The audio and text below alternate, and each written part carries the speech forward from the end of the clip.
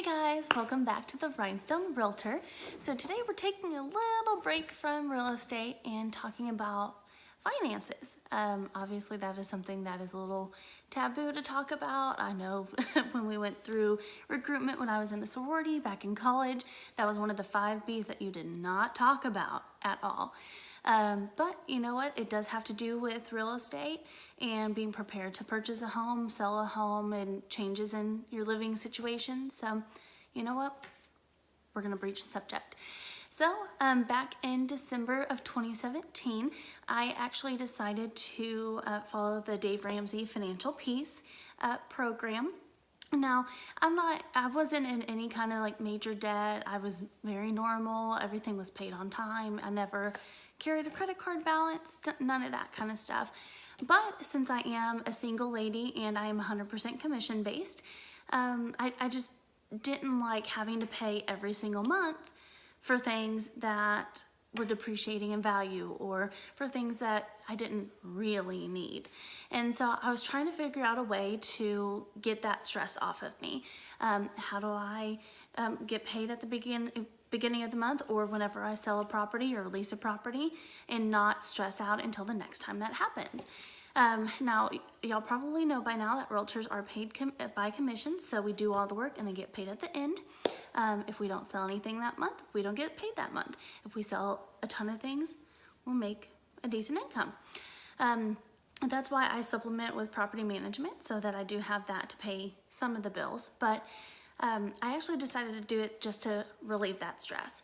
Now I've got my whys that I made when I first started everything, so I'll kind of go through those. But the main reason was because since I am commission based, I did not want that additional stress of, oh man, I've got to pay X amount of dollars for my car and I use it for work and I've got to pay for this and that and X, Y, and Z. And while they were all manageable and never an issue, I just didn't like that stress. I want the money in my pocket, not going to somebody else's. So I'd heard about Dave Ramsey Financial Peace back in the early 2000s. My parents actually decided to do it back when. They were very successful with it. So obviously, don't reinvent the wheel when it already works. So I decided to go ahead and do it as well.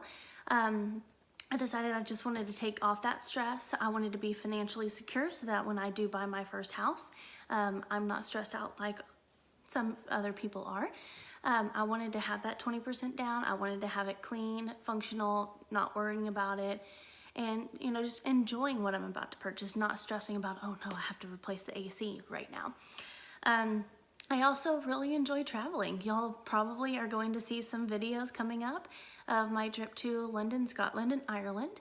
And then maybe in a few more months, you'll see my trip to Hungary, Germany, Austria, Czech Republic, and Poland, I think is what we're doing. I don't know. I'll have to double check that one. But I want to be able to do that and not stress about, oh no, I have to pay the mortgage or I have to pay for the car or I have to pay X amount of credit cards off, whatnot. So when I looked at it, his plan makes sense. I mean, pay off what you owe, use the money to build a wealth and put the money back in your pocket, not somebody else's. So I did do it. I have, well, I'm still technically doing it, I guess. I did pay off just about $40,000 worth of debt in about 6 months and 4 days by doing everything the way he says it. I cut back spending a lot. A lot. I didn't get my massages, and let's just say I was not happy, and I enjoyed my first one once I got through baby step number 2. So those of you who don't know what Dave Ramsey's Financial Peace is, it is a 7-step program in order to get you out of debt as well as build wealth. So the first step is to save up $1,000 earnest money. I'm obviously in real estate, right? $1,000 emergency fund. So that's going to go to pay for like, oh no, my tire blew out and I have to replace it. Or, the AC went out, so I have to pay to get it repaired. That's for emergencies only, because he preaches about getting away from credit cards because that is a big version of debt. The second one is to pay off all the non-mortgage debts. So student loans, car notes, credit cards, other personal loans, payday loans, those kinds of things. Get all of that off your table. Then once you've done that, you'll save up 3 to 6 months of expenses. So for example, if it cost you $3,000 a month to pay all your bills and stay in the green, then you would save up anywhere from $9,000 to $18,000. Put that in a savings account and don't touch it. Then step number 4, once you've done that, if you already own a home, then you would start putting 15% of your income to retirement savings. Step number 5 is saving up for kids' college funds. I don't have that yet, but eventually that'll happen. Step number 6 is to pay off your mortgage early. That way you save a lot in interest and you get to eventually live and give like nobody else. So it's basically a way to have that financial peace. Get why it's named that? I thought it was pretty clever. Anyways, so I am on baby step 3B, which is something I haven't mentioned yet. So those of us who don't own a home yet, we would save up that 10 to 20% down. That way we are in a good financial position.